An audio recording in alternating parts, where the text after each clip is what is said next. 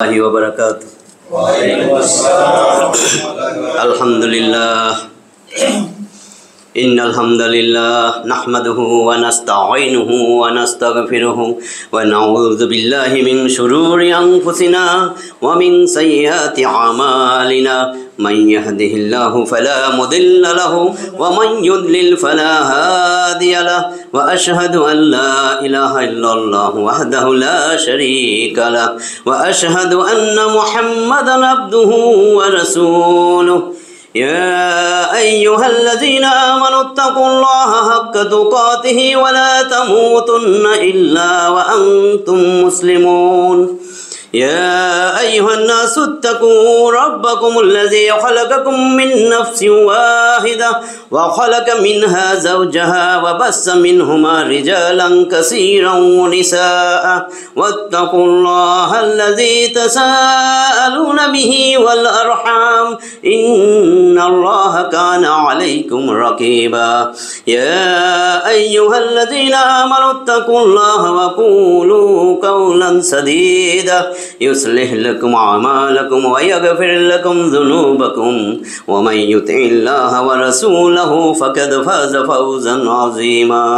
अम्मा बाद फ़इन्ना ख़ैरल हदीस किताबुल्लाह व ख़ैरल हदी हदी मुहम्मदिन सल्लल्लाहु अलैहि वसल्लम व शर्रल उमूरि मुहदसतुहा व कुल्लु मुहदसतिन बिदअह व कुल्लु बिदअतिन दलालह व कुल्लु दलालतिन फिन्नार। रब्बि इश्रह ली सदरी व यस्सिर ली अमरी वहलुल उक़दतम मिन लिसानी यफ़क़हू क़ौली। मोहतरम हाजिरिन, अल्लाह तालार अशेष मेहरबानी जे अल्लाह ताला आमाके आपनाके आमार मा बोनदेरके धाराबाहिक जे ताफसिर हय शनि रविवार आमादेरके एखाने आसार बसार कुरान सुन्नार किछु कथा बलार शोनार जे तौफिक दान करছেন सेजন্য शुरूतेई रब्बे करीमेर दरबारे दिल थेके मन खुले जबान खुले दिए जोरे सोरे एक बार कलमे शुक्र आदाय करी सबाई बोली आलহামদুলিল্লাহ।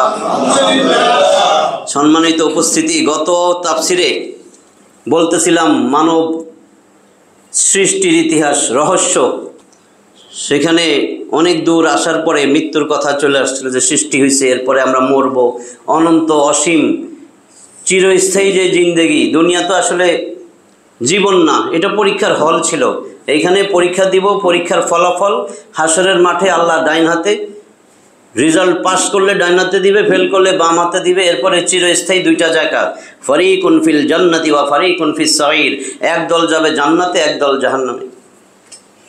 एजন্য আল্লাহ কিন্তু নিজেই বলছেন 87 নম্বর সূরা সূরা আল আলা সর্বোন্নত 19টা আয়াতের এই সূরার মধ্যে 16 আর 17 নম্বর আয়াতে আল্লাহ জানাই দিয়েছেন বাল তুসিরুনাল হায়াতাদ দুনিয়া ওয়াল আখিরাতু খায়রু ওয়া আবকা। বাল তুসিরুনাল হায়াতাদ দুনিয়া আল্লাহ বলতেছেন বরং তোমরা এই দুনিয়ার পিছেই পড়ে রইছো, দুনিয়ার জীবনটাকে প্রধান মনে করছো, দুনিয়ার জীবনকে মনে করছো এটাই আসল, এটারই বেশি প্রাধান্য দিছো আল্লাহ বলতেছেন। অথচ ওয়াল আখিরাতু খায়রু ওয়া আবকা, অথচ আখিরাতের জিন্দেগি খায়ের কল্যাণকর উত্তম এবং চিরস্থায়ী। আল্লাহ বলতেছেন আখিরাতেরটা চিরস্থায়ী, এটা অস্থায়ী। এই যে অস্থায়ী জিন্দেগি, এই অস্থায়ী জিন্দেগি কেন অস্থায়ী? কারণ এখান থেকে চিরস্থায়ী জিন্দেগি এই দুনিয়া থেকে চিরস্থায়ী জিন্দেগিতে যাওয়ার জন্য একমাত্র মাধ্যম হলো মৃত্যু। মৃত্যু ছাড়া ওই জগতে যাওয়া যাবে না। আর এই মৃত্যু সবার সুনিশ্চিত, কাফের মুশরিক নাস্তিক সব যা মন চায় যদি কিছুই বিশ্বাস না করে অন্তত এটা বিশ্বাস করে মৃত্যু সুনিশ্চিত, মৃত্যু হবেই হবে। তো এই মৃত্যু দুনিয়া থেকে আমাদের মৃত্যুটা হওয়ার জন্য আল্লাহ একটা ফেরেশতা নিযুক্ত করছেন। কোরআনে বলছে মালাকুল মাউত, আমরা যেটারে বুঝি আজরাইল আলাইহিস সালাম, কোরআনের কোথাও এটা লেখা নাই। তো আজরাইল এটা ইরানি শব্দ, একবার বলছি ফার্সি পারস্যের শব্দ আজরাইল, যেহেতু এটা সর্বজন স্বীকৃত সবাই এটা বললে বুঝে মালাকুল মাউত, এই জন্য এটা চলতেছে আজরাইল, আজরাইল আলাইহিস সালাম। তো এই আজরাইল আলাইহিস সালাম পৃথিবীর সর্বপ্রথম যে মানুষ আদম আলাইহিস সালামের জান কবজ করার পরে আল্লাহ তাআলার কাছে যাই আরজ করলেন, হে আল্লাহ আজকে বলবো যে এটা শুরু, যে মালাকুল মউত, এই মালাকুল মউত বিশ্ববাসীর জন্য একটা ভাষণ দিছে, একটা ঘোষণা দিছে। এটা জানেন সবাই। আল্লাহ তাআলাও সারা বিশ্ববাসীর জন্য একটা ঘোষণা দিছে, এটা পরে বলবো। এটা বললেই আজকে 1 ঘন্টা শেষ হয়ে যাবে। মালাকুল মউত সমগ্র বিশ্ববাসীর জন্য একটা ঘোষণা দিয়ে গেছেন। কেমনে ঘোষণাটা আসলো? সে তো নিজের ইচ্ছায় দিতে পারবে না।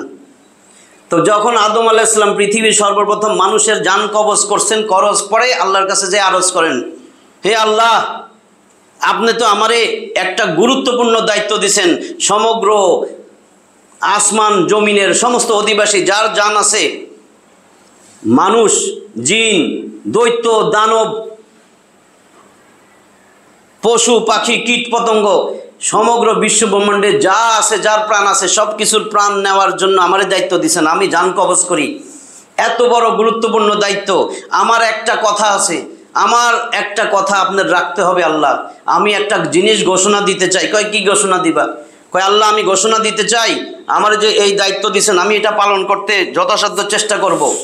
এই যে জীবন হরণ করার দায়িত্ব দিয়েছেন, আমি এই দায়িত্ববারের কথা আমি আসমান জমিনের অধিবাসীদের কাছে একটু ঘোষণা করে দিতে চাই। কয়, আচ্ছা ঠিক আছে, ঘোষণা করো, যাও, অনুমতি দিলাম। খুশিতে আজরাইল আলাইহিস সালাম তার সমস্ত পাখা বিস্তার করে আসমানে একটা ঘুরান দিয়া এরপরে ভয়ঙ্কর একটা আওয়াজে ঘোষণা দিতেছেন, একটা ভয়ঙ্কর বজ্র নিদান বলে। এইভাবে ঘোষণা দিলেন, হে আসমান আর জগৎবাসী, হে আসমান আর জমিনবাসী, তোমরা শুনে রাখো, আমাকে ভালো করে চিনা নাও। আমি এমন এক সত্তা, আমি এমন এক ব্যক্তি, যেই ব্যক্তি বন্ধু থেকে বন্ধুকে কাইরা নিয়ে যাব। আমি এমন এক ব্যক্তি, যেই ব্যক্তি ভাই থেকে বোনকে, বোন থেকে ভাইকে ছিনিয়ে নিয়ে যাব। আমি এমন এক ব্যক্তি, যেই ব্যক্তি স্ত্রী থেকে স্বামীকে, স্বামী থেকে স্ত্রীকে বিচ্ছিন্ন করে নিয়ে যাব। আমি এমন এক ব্যক্তি, যেই ব্যক্তি মা বাবার কোল থেকে তার প্রিয় সন্তান সন্ততি ছেলে মেয়েকে আমি ছিনিয়ে নিয়ে যাব। আমি এমন এক ব্যক্তি, যে সন্তান সন্ততির কাছ থেকে তাদের মাতা পিতাকে আমি ছিন্ন করে তাদেরকে এতিম বানায় থুয়ে যাব। আমি এমন এক ব্যক্তি, যেই ব্যক্তি মানুষ নামের এই জাতিকে মুহূর্তের মধ্যে তার সমস্ত শক্তি, গর্ব, অহংকার একেবারে ধূলিসাৎ করে ধুলায় মিশিয়ে দিব। ও মানবকুল, তোমরা শুনে রাখো, আমি এমন এক আল্লাহর সৃষ্টি, আমি এমন এক ব্যক্তি, যে তোমাদের বহুত কষ্টে উপার্জিত ধন সম্পদ, প্রাচুর্য, সব কিছুর মায়া ত্যাগ করে টেনে হিচড়ে আমি তোমাদের সেখান থেকে নিয়ে যাব। যত সমুদ্রের অতল গভীরে যাইও তোমরা যদি লুকায়া থাকো, দুর্গম পাহাড়ে গিয়েও যদি লুকায়া থাকো, জনমানব শূন্য, প্রাণী শূন্য কোনো অরণ্যের ভিতরেও যদি লুকায়া থাকো, তবুও আমার হাত থেকে কোনো দিনও তুমি নিস্তার পাইবে না, আমার হাত থেকে বাঁচতে পারবা না। এটা বন্ধ করে দেন, আমার হাত বরফ হয়ে যাচ্ছে কেন? আমার তো কোনোদিন আমার হাত থেকে কোনোদিন নিস্তার পাইবা না। আল্লাহ এই যে জিবরিল আজরাইল আলাইহিস সালাম যে এই কথাগুলো বলতেছেন ঘোষণা দিয়া, যে যেখানেই থাকো আমার হাত থেকে কোনোদিন নিস্তার পাইবা না, তোমাকে আমি তোমার প্রাণ হরণ করেই ছাড়বো। আল্লাহ সাথে সাথে আয়াত দিয়া দিছেন। সূরা নিসা, 4 নম্বর সূরা নিসা, 176টা আয়াত। নিসা অর্থ তো নারী, মহিলা। এইখানে 78 নম্বর আয়াত দেখেন, সেখানে কি বলেন, আইনামা তাকুনু ইউদরিকুমুল মাউত ওয়ালাউ কুনতুম ফি বুরুজিম মুশাইয়াদা।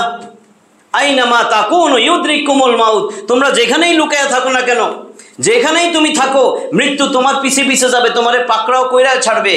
ওয়ালাউ কুনতুম ফি বুরুজিম মুশাইয়াদা, যদি তুমি সুদৃঢ় প্রাচীর, অনেক মজবুত কেল্লার ভিতরেও যে ঢুকো, তবুও মৃত্যু তোমারে ধৈরেই ছাড়বে, মৃত্যু তোমারে পাকড়াও করবে।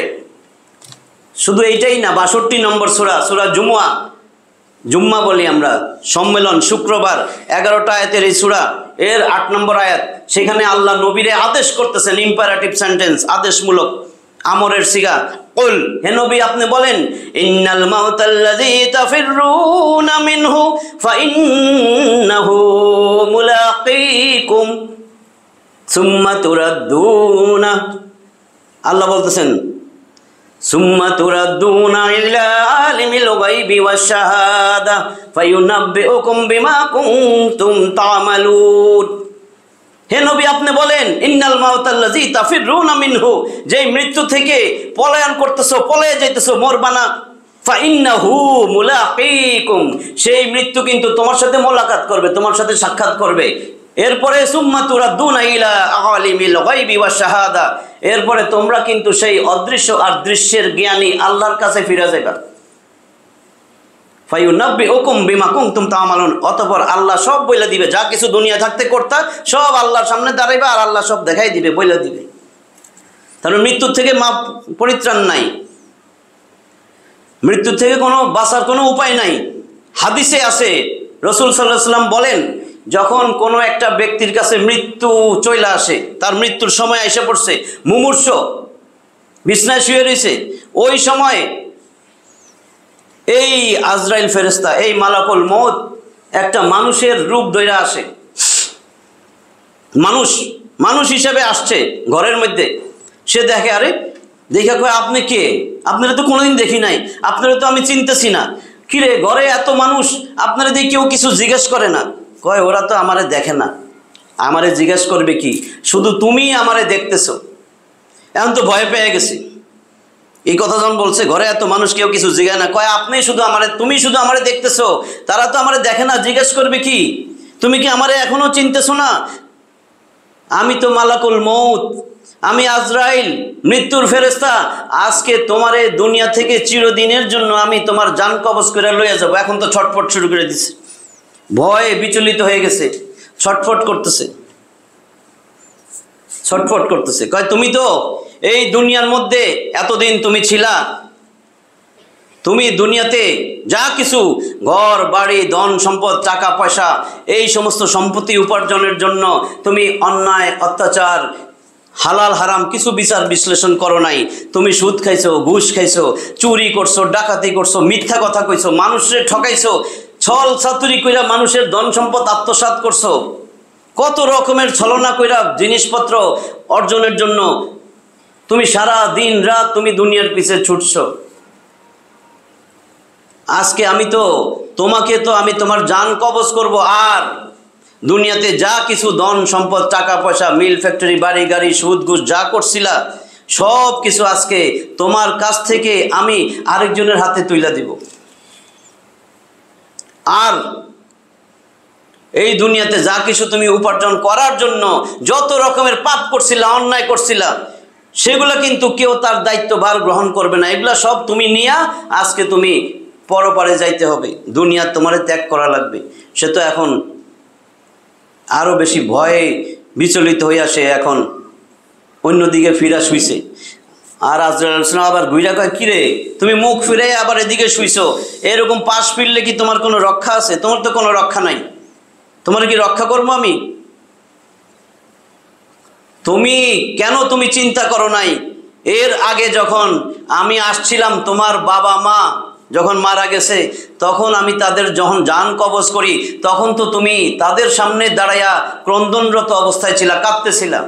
তখন কেন চিন্তা করো নাই একদিন আমি এইভাবেই তোমার সামনে আসব, তোমার জান কবজ করব, তোমার সামনে দাঁড়াইয়া তোমার স্ত্রী পুত্র কন্যাগণ এরকম কাঁদতে থাকবে, আর তার কোনো শক্তি নাই যে আমার হাত থেকে তোমাকে বাঁচাইতে পারে।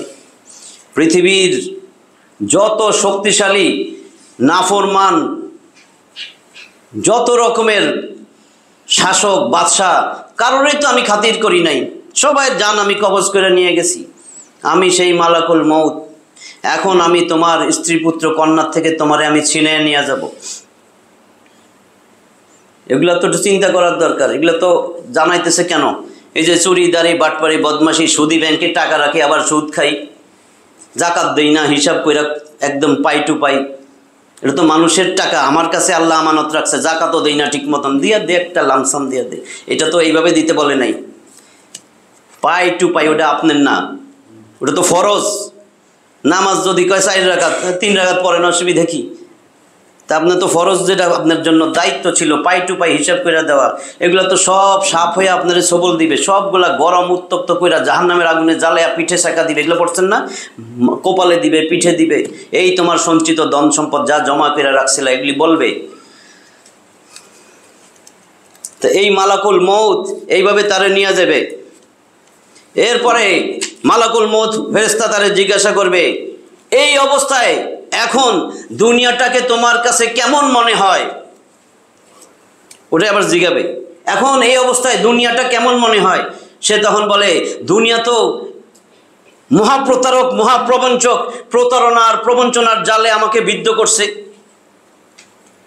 কয়, কেন? আল্লাহ না তোমারে বইলা দিয়েছিল দুনিয়াতে থাকতে কি একটু কোরআন খুলতে পারো নাই, একটু কোরআন শুনতে পারো নাই, কোরআন তাফসিরে আসতে পারো নাই, কোরআনের মাহফিলে যাইতে পারো নাই, একটু ওয়াজ মাহফিল শুনতে পারো নাই, একটু আলেম ওলামারা কি বলে শুনতে পারো নাই, একটু জুম্মার দিন একটু আগে যাইয়া মোবাইল না টিপা একটু মসজিদে আগে যাইয়া বৈশাখ খুতবাটা শুনতে পারো নাই, একটু যে তাবলিগের পোলাপাইন আসছিল তোমার দাওয়াত দিতে তো লুকে আসিলা কেন, একটু তাদের কথা শুনতে পারো নাই, একটু চিল্লায় যাইতে পারো নাই, একটু চরমনের পীরের ওইখানে যাইয়া একটু কি বলে একটু শুনতে পারো নাই? তোমার কি কামড় দিছিল, কামড়াইছিল এই আলেম ওলামা? তোমার গায়ে কি অ্যাসিড মারছিল যে আলেমের লগে ঘুরলে আমারে তো অসৎ পথে নিয়ে যাবে? কি জন্য তোমার এগুলি এই অবস্থা? এদেরকে ভালো লাগে নাই কেন? দুনিয়া এখন কইতেছো দুনিয়া প্রতারক, দুনিয়া প্রবঞ্চক। আমি আল্লাহ তো তোমারে জানাই দিছিলাম 3 নম্বর সূরা আলী ইমরান, ইমরানের পরিবার 200 আয়াতের এই সূরার 185 নম্বর আয়াতের একদম শেষে, ওয়ামাল হায়াতুদ দুনিয়া ইল্লা মাতাউল গুরুর। দুনিয়া ধোঁকা, ধোঁকা, ধোঁকা, দুনিয়া ধোঁকা আর প্রতারণার সামগ্রী ছাড়া কিচ্ছু না। শুধু এটাই না, 35 নম্বর সূরা ফাতির, আদি স্রষ্টা 45টা আয়াতের এই সূরার 5 নম্বর আয়াত আল্লাহ ওয়াদা করতেছেন মানুষের কাছে। আল্লাহ তো ওয়াদার দরকার নাই, আল্লাহ ওয়াদা করে বলতেছেন, ইয়া আইয়ুহান নাস ইন্না ওয়াদাল্লাহি হাক্কুন ফালা তাগুররান্নাকুমুল হায়াতুদ দুনিয়া ওয়ালা ইয়াগুররান্নাকুম বিল্লাহিল গারুর। হে মানুষ, আমি আল্লাহর ওয়াদা সত্য, এই দুনিয়া প্রতারক, প্রতারক, প্রতারক। এই দুনিয়া যেন তোমাকে প্রতারণার ফাঁদে না ফেলায়, এমন চলল। আর এই প্রতারক, এই মহাপ্রতারক যেন আমি আল্লাহর ব্যাপারে তোমাকে প্রবঞ্চিত না করে, আমি আল্লাহরে যেন ভুলায় না দেয়, আমি আল্লাহর নাফরমানি কাজে তোমারে যেন না লাগায়। তুমি খেয়াল রাখো, দুনিয়া কিন্তু একটা মহা বড় প্রতারক। তো আল্লাহ তো এগুলি বলতেছিলেন। আর এরপরে আল্লাহ কি করবেন? এই যে বললো দুনিয়ারে সে মৃত্যু পথযাত্রী, বলতেছে দুনিয়া তো প্রতারক, প্রবঞ্চক, আমার এই প্রতারণা প্রবঞ্চনার জালে বিদ্ধ করছে। এখন আল্লাহ কইবে, এই দুনিয়াটারে একটা বৃদ্ধের আকারে, বৃদ্ধ মানুষের আকৃতি দিয়ে পাঠিয়ে দিবে ওই মরা লোকটার কাছে, মরা লোকটার কাছে, মৃত্যু পথযাত্রীর কাছে, মুমূর্ষ, এখনো মরে নাই। তখন ওই বৃদ্ধ সাইজা আসবে দুনিয়া, আইসা বলবে, ও পাপিষ্ঠ, এখন আমি দুনিয়ারে কেন তুমি প্রবঞ্চক, প্রতারক বইলা গালি দিতেছো? দুনিয়াতে যখন ছিল আমারে পাওয়ার জন্য তো 24 ঘন্টা লালায়িত ছিল, আমার পিছে পিছে দৌড়াইছো, আমি তো তোমারে চাই নাই। কোনোদিন তো দেখলাম না গুনাহের কাজ ছাড়তে, কোনোদিন তো দেখলাম না আমার এই যে এত কিছু উপার্জন করছো আমার পিছে দৌড়াইয়া দৌড়াইয়া দান সদকা খয়রাত করতে, কোনোদিনও তো দেখলাম না একটু তোবা করতে। সারা জীবন তো মনে করছিল এমনিই তোমার জীবন যাবে, এই দুনিয়াতে চিরদিন থাকবা, গা বাসায়া চলছিলা, এমন কোনো কাজ নাই, এমন কোনো নাফরমানি নাই, তুমি আল্লাহর নাফরমানি করো না এই দুনিয়া আমারে পাওয়ার জন্য। আজকে তুমি আমারে গালি দিতেছো, প্রবঞ্চক বলতেছো, তোমার মতন দুনিয়াদারের পক্ষে আমারে গালি দেওয়া শোভা পায় না রে। এই কথাগুলা বইলা দুনিয়া তারপরে তার কাছ থেকে অদৃশ্য হয়ে বিদায় নিয়ে যাবে। আজরাইল কিন্তু তার সামনে দাঁড়ানো। এরপরে তার ধন সম্পদ, অর্জিত টাকা পয়সা, ধন সম্পদ, সব বাড়ি গাড়ি, মিল ফ্যাক্টরি যা করছিল সব তার সামনে উপস্থিত হইয়া এবার বলবে, এরাও তিরস্কার করবে, ওই পাপিষ্ঠ, এই যে আমারে কামাই করার জন্য এত অন্যায় করছস, এত ছলছাতুরি করছস, এত মিথ্যা প্রবঞ্চনা মানুষের ঠকাইছস, অন্যায়ভাবে সুদ ঘুষ খাইয়া একেবারে আমারে জমাইছিলি, সঞ্চয় করছিলি, কোনোদিন আমারে সৎপথে ব্যয় করস নাই, দান সদকা করস নাই। আজকে আমি তোমারে ছাইরা অন্যের হাতে চলে যাইতেছি, কি লাভ হইল? আমারে সঞ্চয় করার জন্য যে এত অন্যায় এত পাপ করছো, আমি যে আজকে অন্যের হাতে চলে যাব, কিন্তু তোমার এই পাপগুলা তো অন্যের কাছে যাবে না, এই পাপের বোঝা তো তুমি নিজেই বহন করবা। তুমি তো এখন তোমার কবরে যাইবা, বারজাকি জিন্দেগিতে ঢুকবা, এই পাপের বোঝা তো কেউ বহন করবে না। তোমার কি লাভ হইছে? তুমি না আমারে পাইছো, আমি না তোমার কোনো উপকার করতে পারছি, না তুমি আমারে নিয়ে তোমার সাথে যাইতে পারতেছো। বুখারী মুসলিমের হাদিস, মুত্তাফাকুন আলাইহির হাদিস।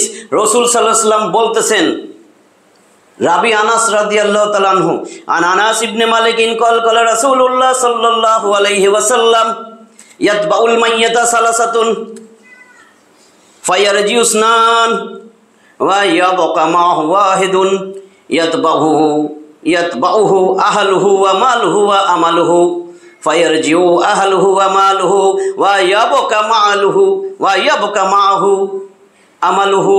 মুত্তাফাকুন আলাইহি। বুখারী মুসলিমের হাদিস রে বলে মুত্তাফাকুন আলাইহি, যেটা বুখারীতে আছে মুসলিমে আছে।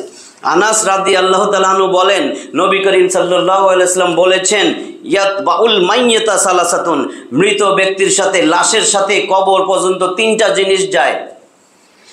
ফায়ারজিউসনান, দুইটা জিনিস ফেরত আসে। ওয়া ইয়াবকা মাহু ওয়াহিদুন, একটা জিনিস চিরস্থায়ীভাবে তার সাথে থাইকা যায়। এইবার বলতেছেন সেগুলার ব্যাখ্যা কি, তিনটা জিনিস কোথায় যায়, কেমনে আসে? ইয়াতবাউহু, তার সাথে যায়, আহলুহু ওয়া মালুহু ওয়া আমালুহু, তার সাথে যায় আহাল, তার পরিবার পরিজন, তার পাড়া প্রতিবেশী, তার বন্ধু বান্ধব, তার আত্মীয় স্বজন তার সাথে সাথে কবরস্থানে রওনা দেয়।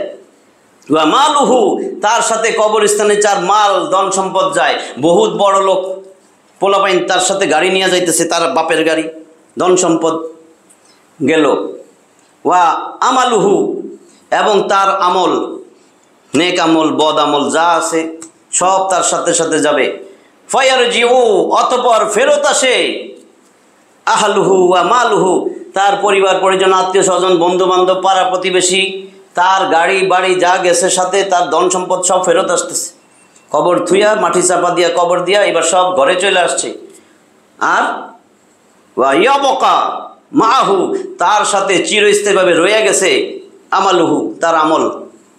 এবার চিন্তা করেন যে আমার সাথে কি যাবে, কত রকমের সলসাতুরি করে মানুষ ঠকাইছে কিনা, সুদ খাইছি কিনা, সুদ দিছি কিনা, ঘুষ খাইছি কিনা, অন্যায়ভাবে কারো জমি কোনো বাইরে ঠকাইয়া, কোনো চাচাবাতিজারে ঠকাইয়া কোনো রকমের কিছু দখল করে ফেলাইছি কিনা, বা এলাকার কোনো দুর্বল মানুষের উঠাই দিয়া তার দোকান দখল করছি কিনা, অথবা কোনো রকমের জায়গাটা দখল করছি কিনা।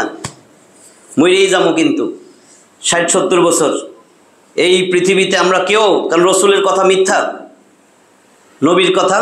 নবী বলছেন, না নবী হুরায়রা রাদিয়াল্লাহু তাআলা আনহু ক্বাল ক্বালা রাসূলুল্লাহ সাল্লাল্লাহু আলাইহি ওয়াসাল্লাম আমারু উম্মতি মা বাইনা ইলা সিত্তিনা ইলা সাবঈনা ওয়া আকাল্লুহুম মাইয়াজুযু যালিক। আবু হুরায়রা রাদিয়াল্লাহু তাআলা আনহু বলেন, নবী করিম সাল্লাল্লাহু আলাইহি ওয়াসাল্লাম বলেছেন, আমার উম্মতি, আমার উম্মতের আমর বয়স ইলা সাবঈনা ইলা সিত্তিনা ইলা সাবঈনা, ৬০ থেকে ৭০ বছর। আমার উম্মতের বয়স হলো ৬০ থেকে ৭০ বছর। ওয়া আকাল্লুহুম মাইয়াজুযু যালিক, অল্প সংখ্যকই ৬০-৭০ ক্রস করবে, তার মানে অধিকাংশই ৬০ থেকে ৭০-এর মধ্যে মারা যাবে। এইটাই হায়াত, রসুল বলছেন। তিরমিজির হাদিস, তিরমিজি ৩৫৫০ নম্বর হাদিস, মিশকাতুল মাসাবি ৫২৮০ নম্বর হাদিস। তাহলে আমরা এই ৬০-৭০ বছরের জন্য কি করতেছি? একটু চোখ বন্ধ করে চিন্তা করি। মৃত্যু সুনিশ্চিত, মৃত্যু আসবেই আসবে। এইটাই বলতেছেন এই বৃদ্ধ সাইজা, সে আইসা বৃদ্ধ সাইজা, সে বলতেছে যে আমার পিছনে, তুমি তো দুনিয়া, সে দুনিয়া, যে আমার পিছে না, এটা তো শেষ। অর্থ সম্পদ বলতেছে, আমারে অর্জন কইরা তোমার লাভটা হইল কি? এই এখন না আমি তোমার কোনো উপকার করতে পারতেছি, না তুমি আমাকে নিয়ে যাইতে পারতেছো সাথে। তোমার মৃত্যুর সাথে সাথে আমি তো অন্য মানুষের হয়ে যাব, কিন্তু এই পাপের বোঝা, যা অন্যায় করছো, এই পাপের বোঝা তো তোমারে অতল গহ্বরে নিক্ষেপ করবে। আল্লাহ তো এটা বলে দিচ্ছেন, নবী বলবে কি? আল্লাহ বলছেন না, ২৬ নম্বর সূরা শুআরা, কবিগণ ২২৭টা আয়াতের এই সূরার ৮৮ আর ৮৯ নম্বর আয়াত। আয়াতটা অনেকেই পারেন, হয়তো বললে মনে পড়ব। ইয়াউমা লা ইয়ানফাউ মালুন ওয়ালা বানুন ইল্লা মান আতাল্লাহা বিকলবিন সালিম। ইয়াউমা লা ইয়ানফাউ মালুন ওয়ালা বানুন, সেই দিন তোমার ধন সম্পদ সন্তান সন্ততি কোনো কাজে আসবে না। ইল্লা মান আতাল্লাহা বিকলবিন সালিম, শুধু আমি আল্লাহ সেটাই উপকার পাবে, আমি আল্লাহ গ্রহণ করব সেইটাই। কলবিন সালিম, যে বিশুদ্ধ অন্তর নিয়ে আমার কাছে আসবে, পবিত্র অন্তর, উত্তম সুস্থ সুন্দর পবিত্র অন্তর নিয়ে যে আমার কাছে আসবে, শুধু সেই মূল্যায়ন পাবে, আমার কাছ থেকে উপকৃত হবে। এরপরে মালাকুল মউত তার জান কবজ করে চলে যাবে। নবী করিম সাল্লাল্লাহু আলাইহি ওয়াসাল্লামের একটা ঘটনা, মিরাজের ঘটনা হাদিসে আছে।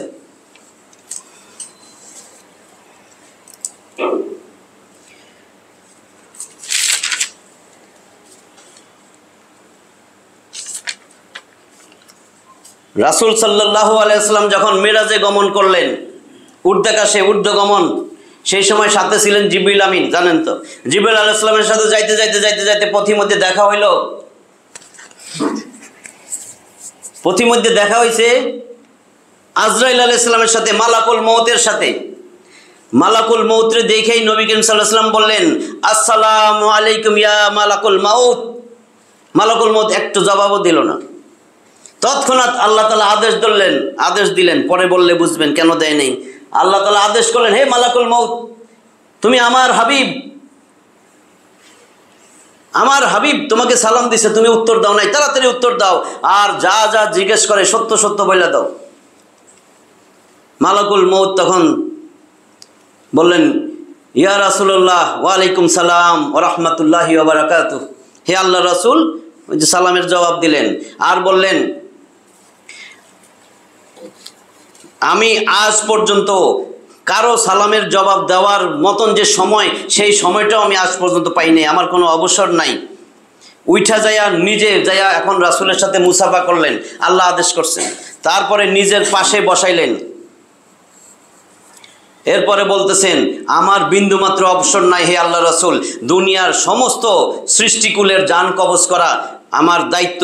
এর মধ্যে দানব, মানব, জিন, দৈত্য, কীট পতঙ্গ, প্রাণী, যত কিছু পশু পাখি আছে, সব কিছু প্রতিটা মুহূর্তে কোথায় কখন কিভাবে কার জান কবজ করতে হবে, 1 সেকেন্ড আগে করা 1 সেকেন্ড পিছে করার আমার কোনো ক্ষমতা নাই। কাজে আমি সারাদিন ব্যস্ত থাকি। জীবনের এই প্রথম আমি অবসর পাইছি। আপনার শুভ আগমন উপলক্ষে আল্লাহর আদেশে আমি আজকে আমার দফতর, আমার অফিস, আমার কার্যক্রম বন্ধ রাখা এই প্রথম আমি আজকে অবসর পাইছি। নাইলে আল্লাহ আদেশ না দিলে আপনার সালামের জবাবও আমি দিতে সক্ষম হইতাম না। এরপরে আল্লাহ রসুল বলেন, আচ্ছা মালাকুল মউত, আপনি মানুষের জান কেমনে কবজ করেন, কিভাবে জান কবজ করেন? তখন বলে, এই দেখেন আমার সামনে দেখছেন একটা গাছ, এই যে প্রকাণ্ড গাছ, এই গাছে যত পাতা আছে প্রত্যেকটা পাতার মধ্যে কিয়ামত থেকে নিয়ে এই পর্যন্ত যত মানুষ কিয়ামতের আগ পর্যন্ত জন্মগ্রহণ করবে, জন্মের সাথে সাথে একটা পাতা গজায়। ওই পাতাটার মধ্যে ওর নাম রাখার সাথে সাথে দুনিয়ায় যখন তার নাম রাখে, এই পাতার মধ্যে ওই নামটা লেখা হয় ঠিকানা সহ। এরপরে যখন তার মৃত্যু কাছে চলে আসে, 40 দিন আগেই এই গাছের পাতাটা একটা শুকনা বর্ণ ধারণ করে, 40 দিন আগে মরার। তারপরে যেদিন মৃত্যুর দিন, সেই মৃত্যুর দিনে এই পাতাটা ঝইরা আমার টেবিলের উপর আইসা পড়ে। টেবিলের বর্ণনা পড়ে দিব। আমার টেবিলের উপরে আইসা পড়ে, সাথে সাথে আমি এই পাতাটার মধ্যে দেখি কার নাম ঠিকানা সব দেখি। দেখাই আমার টেবিলের উপরে রাখা বিশাল একটা দপ্তর বা ডায়েরি আছে, ডায়েরি উল্টাইয়া ওই ঠিকানা মতন ওই নামটা দেখি। নামটা দেখে আমি ঠিক করি কখন, কোথায়, কিভাবে, কোন সময় তার মৃত্যু। সাথে সাথে আমি আমার ডাইনে বামে অসংখ্য আমাকে কাজে সাহায্য করার অসংখ্য ফেরেশতা দণ্ডায়মান আছে, আমি তাদের একজনকে পাঠিয়ে দিই তার জান কবজ করার জন্য। এটুকু বুঝছেন না? তারপরে নবী করিম সাল্লাল্লাহু আলাইহি সাল্লাম বলতেছেন, আচ্ছা এমন কি কোনোদিন হয়েছে কারো জান কবজ করার জন্য আপনাকে নিজের আসন থেকে উঠা জায়গা ত্যাগ কইরা সেই জায়গায় গমন কইরা জান কবজ করতে হয়েছে? আজরাইল আলাইহিস সালাম বলতেছেন, হে আল্লাহর রাসূল, 3 বার আমার জীবনে 3 বার আমি নিজের জায়গা ত্যাগ কইরা নিজের জায়গা থেকে উঠা আরেক জায়গায় যাইয়া জান কবজ করতে হয়েছে বা কাজ করতে হয়েছে। এক, যেদিন আল্লাহ তাআলা আদম আলাইহিস সালামকে বানানোর জন্য মাটি আনতে বলছিলেন, আমি সেদিন আমার স্বস্থান ত্যাগ করে ওই জায়গায় গেছি। 2, যেদিন আদম আলাইহিস সালামের জান কবজ করতে হবে সেদিন আমি স্বস্থান ত্যাগ করে আমি গমন করছি। 3, যেদিন মুসা আলাইহিস সালামের জান কবজ করার জন্য আমাকে আদেশ করা হয়েছে সেদিন আমি স্বস্থান ত্যাগ করে ওই জায়গায় গেছি। এবার আল্লাহ রসুল বলেন, আজরাইল আরো বলতেছেন, হে আল্লাহ রসুল, এই যে জান কবজ করি যে আমি মানুষের, জান কবজ করার সময় আমি নিজেই জানি না এই রুহটা আসলে কি, সত্যিকার অর্থে আমি নিজেই এতদিন রুহ কবজ করি জানি না। তবে যখনই আমি রুহ কবজ করি ঠিক ওই মুহূর্তে আমি হাতের তালুতে একটু ভার বোধ করি, ভার লাগে, কিন্তু সত্যিকারের রুহ কি এটা আমি এখনো পরিষ্কার বলতে পারতেছি না।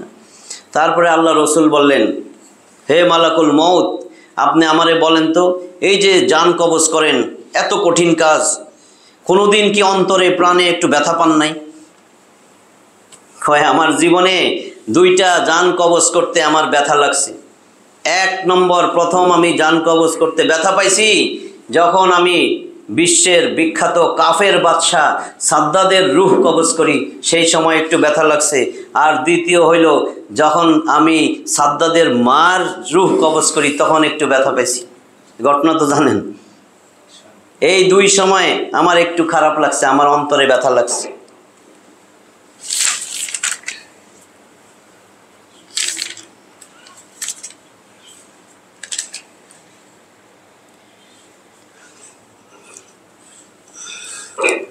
অন্য একটা হাদিসে আছে, রসুল সাল্লাল্লাহু আলাইহি ওয়াসাল্লাম বলেন, কোনো মুমূর্ষ রোগী হাসপাতালে, কোনো আইসিইউতে আছে, কোনো রোগী যখন মারা যায় তখন তার আত্মীয় স্বজন, ছেলে মেয়ে, স্ত্রী পুত্র এগুলা কি করে? কান্নাকাটি করে, জোরে জোরে মাতন করে। এই যে মাতন করে তখন অদৃশ্য থেকে মালাকুল মউত বলতে থাকে, অদৃশ্য থেকে বলেন যে তোমরা যে এরকম মাতন করতেছো, এরকম কান্নাকাটি করতেছো, তোমরা কি এই ক্রোধ, এই যে তোমাদের এত রাগ, এই ক্রোধ, এটা কি তোমরা এই ক্রোধ আল্লাহর উপরে দেখাইতেছো, না আমি মালাকুল মউতের উপর বিরক্ত যে এইটাই এসে আমার বাপের জান কবজ করছে, আমার মায়ের জান কবজ করছে, আমার ভাইয়ের জান কবজ করছে? তোমরা কি আল্লাহর উপর বিরক্ত, অসন্তুষ্ট, নাকি আমি মালাকুল মউতের উপর অসন্তুষ্ট? বা তোমার এই মাতন কেন, এই ক্রোধ কেন? যদি আল্লাহর উপর তোমার এই ক্রোধ বা অসন্তুষ্টি হয়ে থাকে তাহলে মনে রাখবা তোমরা বিরাট ভুল করতেছো। তোমার এই ক্রোধ, এই মাতনের কারণে তুমি আল্লাহর গজবে পতিত হইবা। আর যদি সেটা না হয়, যদি আমি মালাকুল মউতের উপরে তোমার ক্রোধ থাকে, অসন্তুষ্টি থাকে, তাহলেও বুঝে নিও তুমি সবচেয়ে বড় বোকামি করতেছো। কারণ আমি আল্লাহর গোলাম, আল্লাহর দাস। আমার কাজই হইল আল্লাহ রাব্বুল আলামিনের আদেশ পালন করা। মনে রাখো, এই পৃথিবীর বুকে তার একটা দানা বাকি থাকতে আমি তার জান কবজ করতে আসি নাই। একটা দানা বাকি থাকতো আমি তার জান কবজ করতে আসি নাই। সুতরাং আমার প্রতি রাগ ঝাড়ার কোনো কারণ নাই। আল্লাহ তাআলা যার যেখানে যেভাবে যেই সময় মৃত্যু রাখছেন সেখানে তার মৃত্যু হবেই। কেউ জানে কোথায় মৃত্যু? ওয়ামা তাদরি নাফসুন বিআইয়ি আরদিন তামুত। কোনো নফস, কোনো ব্যক্তি, কোনো প্রাণী জানে না জমিনের কোন জায়গায়, কোন স্থানে তার কখন মৃত্যু হবে। 34 নম্বর আয়াত, 31 নম্বর সূরা লুকমান, একজন জ্ঞানী ব্যক্তি, লোকমানের সর্বশেষ 34টা আয়াত আছে, 34 নম্বর আয়াত। 5টা জিনিস এই জ্ঞান আল্লাহর কাছে আছে, এর মধ্যে একটা, ওয়ামা তাদরি নাফসুন বিআইয়ি আরদিন তামুত। কেউ জানে না জমিনের কোথায় তার মৃত্যু হবে। তাহলে মৃত্যু যেখানে লেখা আছে সেখানে সে যাবেই এবং সেখানে তার মৃত্যু হবে। এই মৃত্যু নিয়ে আপনারা অনেকে জানেন ঘটনা। এই মৃত্যু নিয়ে আশ্চর্য একটা ঘটনা আছে, সুলাইমান আলাইহিস সালামের সময়ের ঘটনা। এই ঘটনা স্বচক্ষে সুলাইমান আলাইহিস সালামের সামনে হয়েছে। সুলাইমান আলাইহিস সালাম নিজে অত্যন্ত অবাক হয়েছেন, মালাকুল মউত পর্যন্ত অবাক হয়ে গেছেন। ঘটনাটা কি? সুলাইমান আলাইহিস সালাম দরবারে উপস্থিত, এমন সময় তার পাশে এক মন্ত্রী বসা। সুলাইমান আলাইহিস সালাম দরবারে, মন্ত্রীও পাশে। এমন সময় একটা চমৎকার অসম্ভব সুন্দর একটা লোক, খুব সুন্দর দামি পোশাক পরা ওই দরবারে ঢুকছেন। ঢুইকা সুলাইমান আলাইহিস সালামের পাশে চেয়ারে এসে বসছেন। তো সে অবাক দৃষ্টিতে ওই মন্ত্রীর দিকে তাকাইছে, তাকাই রয়েছে। মন্ত্রী দৃষ্টি দেখে একটু ভয় পাইছে, এরকম করে তাকায় এটা আমার দিকে। পরে সুলাইমান আলাইহিস সালামের দরবার থেকে কিছুক্ষণ পর চলে গেছেন। তো মন্ত্রী তাড়াতাড়ি আইসা সুলাইমান আলাইহিস সালামকে জিজ্ঞেস করে, এই লোকটাকে? কয় না, ইয়া তো মালাকুল মউত, মৃত্যুর ফেরেশতা, জান কবজ করার ফেরেশতা। ওই তো কান্দা দিছে, ভয়ে কান্দা দিছে, কাঁদতেছে। তারপরে সুলাইমান আলাইহিস সালামকে বলা শুরু করছে, একেবারে সাদা হয়ে গেছে, ফ্যাকাশে হয়ে গেছে। সুলাইমান আলাইহিস সালাম বলতেছে, আল্লাহ তো আপনার অনেক মর্যাদা দিছে হে আল্লাহর রাসূল, আল্লাহর কাছ থেকে অনেক শক্তি অর্জন করছেন আপনি, আপনার কাছে কিছু চাই নাই, শুধু একটা অনুরোধ, আমারে আজকেই আপনি বাতাসকে বলবেন এইখান থেকে 5000 কিলোমিটার দূরে আমারে যেন ভারতবর্ষে, হিন্দুস্তানে পাঠায়া দেয়। আমি যেখানে মালাকুল মউত আসছে এখানে আমি একমাত্র থাকতে রাজি না, আমার পক্ষে এখানে থাকাই সম্ভব না। একেবারে কাকুতি মিনতি করতেছে। তখন সুলাইমান আলাইহিস সালাম বাতাসরে বললেন, এই বাতাস, এই মন্ত্রীটারে এখান থেকে ভারতবর্ষে 5000 মাইল দূরে ভারতবর্ষে, হিন্দুস্তানে রাইখা আসবা। বাতাস তখন একটা ঘূর্ণিঝড়ের সৃষ্টি কইরা একদম সুলাইমান আলাইহিস সালামের মসনদের সামনে থেকে পুরা ভারতবর্ষে নিয়ে গেছে। সেখান থেকে মন্ত্রী হিন্দুস্তানে চলে গেছে। মালাকুল মউত কিছুক্ষণ পর আবার আসছেন সুলাইমান আলাইহিস সালামের দরবারে। আয়েশা বলেন, আপনার মন্ত্রীর খবর কি, ওর অবস্থা কি? আরে তোমারে দেখা, আপনারে দেখা এমন ভয় পাইছে, ভয় পাওয়ার পরে কাকুতি মিনতি করে আমারে আদেশ করছে, আমারে অনুরোধ করছে আমি যেন তারে ভয়ে সে তোমার থেকে জান বাঁচানোর জন্য ভারতবর্ষে আমি হিন্দুস্তানে পাঠাই দিছি। কয় আমাকে তো আল্লাহ এটাই জানাইছে, নাহলে আমি ঠিক করছিলাম আজকে যার মৃত্যু, আমি আইসা দেখি তার মৃত্যু হিন্দুস্তানে। কিন্তু আমি অবাক যে এই লোকটা আপনার দরবারে বসা, হিন্দুস্তান এখান থেকে 5000 মাইল দূরে, যেখানে একটা মানুষের পক্ষে যাইতে 2 থেকে 3 বছর সময় লাগবে। ওই সময় 2 থেকে 3 বছর সে কি করে আজকে হিন্দুস্তানে যাবে, আমি কি করে তার জান কবজ করব। আমি ভাবছি আল্লাহর কাছে যাইয়া এই কথা বলবো, কিন্তু আল্লাহ আমাকে জানাই দিছেন তুমি কোনো টেনশন করবে না, যার মৃত্যু যেখানে সে সেখানে পৌঁছবেই। এই জন্য আল্লাহ আমারে আপনার কাছে আবার আসতে বলছে। ঘটনাটা কি? এখন তো দেখি আপনি হিন্দুস্তানে পাঠাই দিছেন, তার মানে সে ওখানে যাওয়ার জন্য আল্লাহর কুদরত, আল্লাহর কি কুদরত, সে ওখানে যাবে, সেই জন্য আপনাকে ধৈরা কাকুতি মিনতি করছে, আর আপনি বাতাসের মাধ্যমে তারা ওইখানে পাঠাইছেন। তারপরে সে চলে গেছে। আজরাইল আলাইহিস সালাম হিন্দুস্তানে যায় জান কবজ করে আবার আসছে, রূহ নিয়ে আবার আসছে সুলাইমান আলাইহিস সালামের দরবারে। কয় দেখেন আল্লাহর কুদরত, আল্লাহ পারে না এমন কিছু নাই, আল্লাহর কাছে সব সহজ। ফাআলুল লিমা ইউরিদ, 85 নম্বর সূরা বুরুজ, 22 আয়াতের এই সূরা, নক্ষত্র 16 নম্বর আয়াত। ফাআলুল লিমা ইউরিদ, তিনি যা ইচ্ছা তাই করেন। যার যখন যেখানে মৃত্যু সে সেখানে যাবেই, যে কোনো উসিলায় যাবেই। তবে না না না, আমার নাতির বিয়া, এটা আমার যাওয়াই লাগবে। তারপর ওইখানে গেছে, যাইয়া মরছে, বাস অ্যাক্সিডেন্ট হোক, মানে একটা ঘটনা দিয়া মরবে, কারণ এটা তার মৃত্যু লেখাই রাখা হয়েছে এখানে। ওয়ামা কানা লিনাফসিন আন তামুতা ইল্লা বিইজনিল্লাহ কিতাবাম মুআজ্জালা, সূরা আল ইমরান 3 নম্বর সূরা 145 নম্বর আয়াত। ওয়ামা কানা লিনাফসিন আন তামুতা ইল্লা বিইজনিল্লাহ, কোন প্রাণী, কোন মানুষ, কোন জীব আল্লাহর হুকুম ছাড়া মৃত্যুবরণ করতে পারে না। মৃত্যুর দিনক্ষণ কিতাবে লিপিবদ্ধ করা আছে। তাহলে আয়েশা তার রূহ নিয়ে আবার আসলেন। আয়েশা বলতেছেন, দেখেন হে আল্লাহর রসুল, আল্লাহর কুদরত, আল্লাহ পারে না এমন কিছু নাই। এই দেখেন আজকেই এই লোকের জান, আপনার মন্ত্রীর জান কবজ করার কথা হিন্দুস্তানে, যেটা 5000 মাইল দূরে, আমি এই যে জান কবজ করে এই যে নিয়ে আসলাম। এখন আমি আল্লাহর কাছে যাইতেছি, এখন আমি আল্লাহর কাছে যাইতেছি। কারো কোনো ক্ষমতা নাই মৃত্যুর হাত থেকে পালাইয়া বাঁচতে পারে, 1 সেকেন্ড আগাইতে পারে, 1 সেকেন্ড পিছাইতে পারে।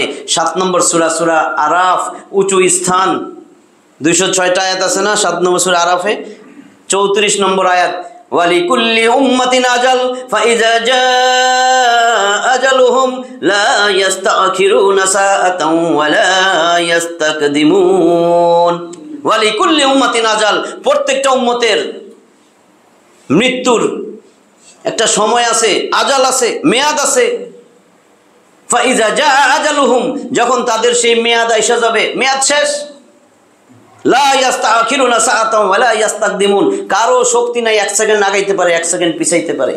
ওই মুহূর্তে, এজন্যই আজরাইল আলাইহিস সালাম নবীরে বলতেছেন, আমার তো এক মুহূর্ত অন্য মনস্ক হওয়া সম্ভব না, কারণ যেই মুহূর্তে মৃত্যু, আমি তো আল্লাহর আদেশ অমান্য করতে পারি না, ওই মুহূর্তে তার মৃত্যু দিতে হবে। তাহলে এরপরে সুলাইমান আলাইহিস সালামের দরবারের থেকে সে চলে গেলেন।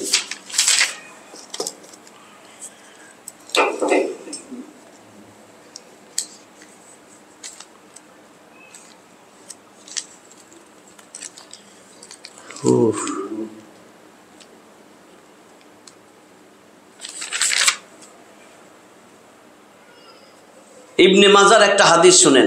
ইবনে মাজা হাদিস গ্রন্থের নাম তো শুনছেন। ইমাম ইবনে মাজা এককভাবে এই হাদিসটা বর্ণনা করছেন, আর আলবানী তাহকিক করা হাদিস, আলবানী এটারে হাসান বলছেন। হাদিস নাম্বার 4259। আমাদের জন্য এটা শিক্ষণীয়। আমাদেরকে বুদ্ধিমান হইতে হবে না, না বোকা থাকবো। এইটাতে আল্লাহ রসুল বুদ্ধিমানের সংজ্ঞা দিছেন, যে বুদ্ধিমান কেমনে হবেন, কি করলে তারে বুদ্ধিমান বলা হবে। হাদিসটা বর্ণনা করছেন রাবি ইবনে ওমর, আব্দুল্লাহ ইবনে ওমর, ওমর রাদিয়াল্লাহু তাআলা আনহুর ছেলে। আগে হাদিসটা আমি বইলা লই। আন ইবনে ওমর আন্নাহু ক্বাল, ইবনে ওমর রাদিয়াল্লাহু তাআলা আনহু বলেন, কুনতু মা রাসূলিল্লাহি সাল্লাল্লাহু আলাইহি ওয়াসাল্লাম, আমি নবী করিম সাল্লাল্লাহু আলাইহি ওয়াসাল্লামের সাথে ছিলাম। ফাজাআহু রাজুলুম মিনাল আনসারি, এমন সময় আনসারি এক লোক আমার রাসূলের সামনে আসলেন, আমাদের কাছে আসলেন। ফাসাল্লামা আলান নবী সাল্লাল্লাহু আলাইহি ওয়াসাল্লাম, আয়েশা আল্লাহর রাসূলের সালাম দিলেন। সুম্মা ক্বাল, এরপরে বললেন, ইয়া রাসূলুল্লাহ সাল্লাল্লাহু আলাইহি ওয়াসাল্লাম, হে আল্লাহর রাসূল, হে আল্লাহর রাসূল, আইয়ুল মুমিনিনা আফদাল, মুমিনদের মধ্যে সবচাইতে উৎকৃষ্ট, সবচেয়ে ভালো মুমিন কে? ক্বালা, আল্লাহ রাসূল বললেন, আহসানুহুম খুলুকান, যেই মুমিনটা স্বভাব চরিত্রে সবচেয়ে উত্তম, সে সবচেয়ে ভালো মুমিন, সবচেয়ে উত্তম মুমিন। এরপরেরটা গুরুত্বপূর্ণ। ফাকাল, অতঃপর ওই লোকটা, ওই আনসারি সাহাবী জিজ্ঞাসা করলেন আল্লাহ রাসূলকে, ফা আইয়ুল মুমিনিনা আকিয়াস, হে আল্লাহ রাসূল, মুমিনদের মধ্যে সবচেয়ে বেশি বুদ্ধিমান কে? হে আল্লাহ রাসূল, আমাদেরকে জানান মুমিনদের মধ্যে সবচেয়ে বেশি বুদ্ধিমান কে? ক্বালা, আল্লাহ রাসূল জবাব দিলেন, আকসারুহুম লিল মাউতি যিকরা ওয়া আহসানুহুম লিমা বা'দাহু ইস্তিগদাদান উলাইকা লাকিয়াস, এই মুমিনদের মধ্যে সর্বাপেক্ষা বুদ্ধিমান সে, যে বেশি বেশি বেশি বেশি মৃত্যুর কথা স্মরণ করে, আর মরার পরে যে জিন্দেগি শুরু হবে, সেই জিন্দেগির জন্য দুনিয়ায় থাকতে, জীবন থাকতে উত্তম আমল বানায় নিতেছে, সেই সবচেয়ে বেশি বুদ্ধিমান। আর যে দুনিয়া দুনিয়া দুনিয়া দুনিয়া করতে করতে ঠুস করে মরে যায়, সে সবচেয়ে বেশি গর্দব। তো কোনটা আমরা বাইসা নিব? এখন সময় আছে দুনিয়া ছাইরা আখেরাতমুখী হওয়ার জন্য, আখেরাতের কামাই করার জন্য। দুনিয়া দুনিয়া দুনিয়া দুনিয়াই করতেছি, দুনিয়া করতে যাই কোনো কষ্টরে কষ্ট মনে হইতেছে না। যদি কই আসেন না 3 দিন যাই আল্লাহর রাস্তায়, দান ফাইটে যাবে। হাই, এগুলা করতে কইছে নি আল্লাহ? আল্লাহ কইছে সিরু ফিল আরদ, জমিনের মধ্যে ছড়ায় পড়ো, নামাজ পড়া, এরপরে আবার জমিনে যাও, কাজ করো। মানে কি সুন্দর বুদ্ধি! অথচ মরার পরে শুরু হয়ে যাবে। মরার পরে এখানে পাঠাইছিল, এটা পরীক্ষার হল, এই আমল দিয়া ওইখানে রেজাল্ট দিবে, এটা পরীক্ষার হল, পরীক্ষা দিতেছি, এরপরে পাস ফেল ওইখানে নিজেই চিন্তা করলে বোঝা যাবে যে ফেল তো ফেল। ওইটাই এই রসুল সাল্লাল্লাহু আলাইহি ওয়াসাল্লাম এইটাই বুঝাইছেন। হ্যাঁ, রসুল সাল্লাল্লাহু আলাইহি ওয়াসাল্লাম, নবী করিম সাল্লাল্লাহু আলাইহি ওয়াসাল্লাম, তার মৃত্যুর সময় গুনগানির শব্দ বাইরে ছিল, তার এত কষ্ট হয়েছে তার মৃত্যুর সময়। কুল্লু নাফসিন যায়িকাতুল মাউত, প্রত্যেক প্রাণীকে মৃত্যুর স্বাদ গ্রহণ করা লাগবে। ওয়া ইন্নামা তুওয়াফাউনা উজুরাকুম ইয়াওমাল কিয়ামাহ ফামান যুহজিহা আনিন নারি ওয়া উদখিলাল জান্নাতা ফাকাদ ফাজ ওয়া মাল হায়াতুদ দুনিয়া ইল্লা মাতাউল গুরুর। এই 3 নম্বর সূরা আলী ইমরানের 185 পুরো আয়াতটা শুরুতেই বলছেন প্রত্যেক প্রাণীকে মৃত্যুর স্বাদ গ্রহণ করাই লাগবে। এরপরে হাসরের ময়দানে আমার সামনে দাঁড়াইবা না, দুনিয়ায় থাকতে যা করছো পাই টু পাই আমি তোমারে বুঝাইয়া দিব। সেই দিন সেই সবচেয়ে বেশি সফল কাম হবে যারে আমি জাহান্নামে না দিয়া জান্নাতে ঢুকাই দিব, সেই সফল কাম। মইনা রাখিস জাইনা রাখিস, দুনিয়া ছিল ধোকা ধোকা ধোকা, প্রতারণার সামগ্রী, প্রবঞ্চনা, প্রবঞ্চক ছিল এই দুনিয়া। আল্লাহ তো এগুলো জানাই দিছেন। এই কথাটা আল্লাহ শুধু একটা আয়াতেই বলেন নাই, 29 নম্বর সূরা আনকাবুত, আনকাবুত কি মাকড়সা, 69টা আয়াত আছে। 57 নম্বর আয়াতে আবার বলছেন কুল্লু নাফসিন যায়িকাতুল মাউত সুম্মা ইলাইনা তুরজাউন। প্রত্যেক প্রাণীকে মৃত্যুর স্বাদ গ্রহণ করা লাগবে, এরপরে তোমরা কিন্তু আমার কাছেই ফিরে আসবা। 21 নম্বর সূরা আম্বিয়া, আম্বিয়া নবীগণ, নবীর বহুবচন আম্বিয়া, 112টা আয়াত আছে, তার মধ্যে 35 নম্বর আয়াত, সেখানেও আল্লাহ বলছেন কুল্লু নাফসিন যায়িকাতুল মাউত ওয়া নাবলুকুম বিশ-শাররি ওয়াল খায়রি ফিতনাহ ওয়া ইলাইনা তুরজাউন। প্রত্যেক প্রাণীকে মৃত্যুর স্বাদ গ্রহণ করতে হবে। ওয়া নাবলুকুম বিশ-শাররি ওয়াল খায়রি ফিতনাহ, আমি তো তোমাদেরকে মন্দ আর ভালো দিয়ে পরীক্ষা করব। দুনিয়া যাইবা, এটা মন্দ এটা ভালো সব কিছু দিয়ে আমি তোমাদের পরীক্ষা করব, এরপরে কিন্তু আমার কাছেই ফিরে আসবা। এবার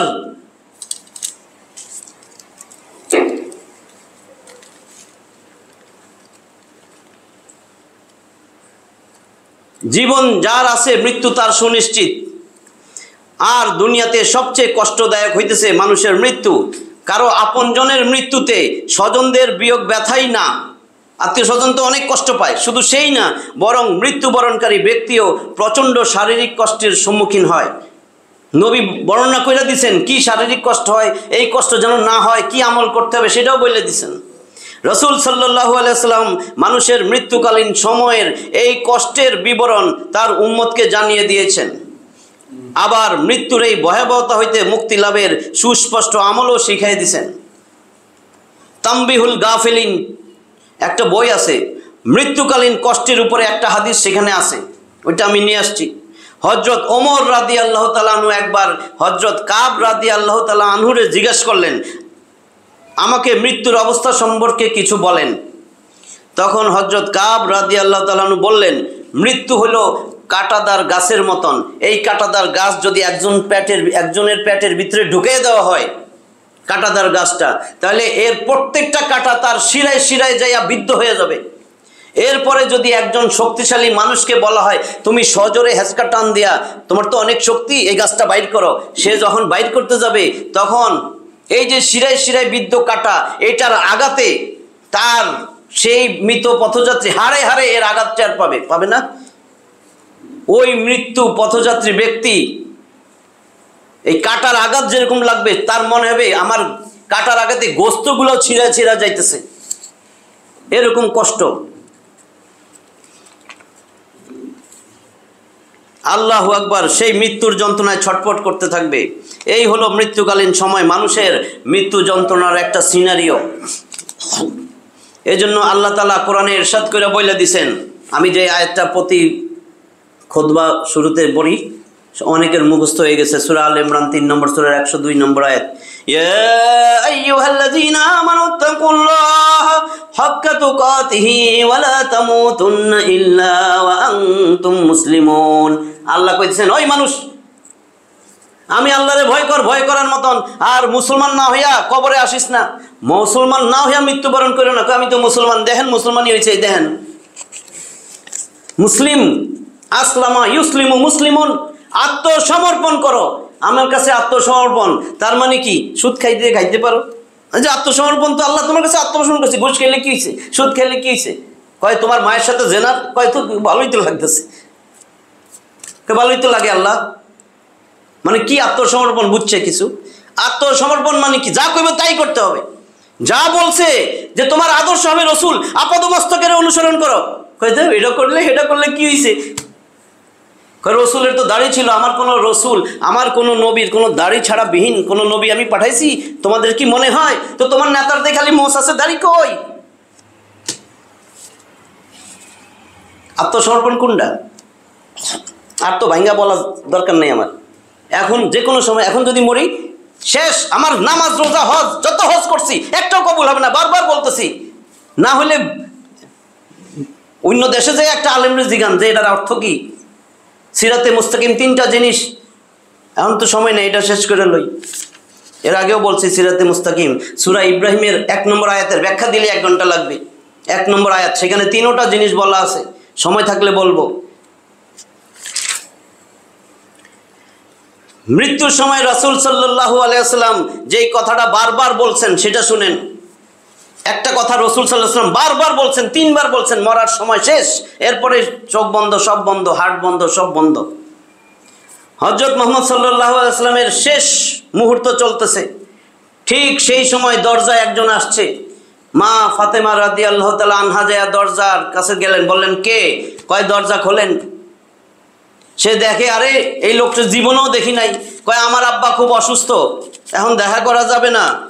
বইলাই নবী মুহাম্মদ সাল্লাল্লাহু আলাইহি ওয়াসাল্লামের কাছে যায় ফাতেমা রাদিয়াল্লাহু আনহা বসলেন। আর নবী করিম সাল্লাল্লাহু আলাইহি ওয়াসাল্লাম বলেন কে আসছে? কয় আল্লাহ আমি তো চিনি না, জীবনেও দেখি নাই। কয় শুনো মা ফাতেমা, শুনো, এই লোকটা আমাদের এই ছোট্ট জীবনের অবসানকারী ফেরেশতা, এ তো মালাকুল মউত, এ তো আজরাইল, মৃত্যু, জান কবজ করার ফেরেশতা। এই কথা বলার সাথে সাথে এমনি তো বাপের কষ্টে কাঁদতেছিল, একদম বোবা হয়ে গেছে, বোবা হয়ে গেছে, বোবা।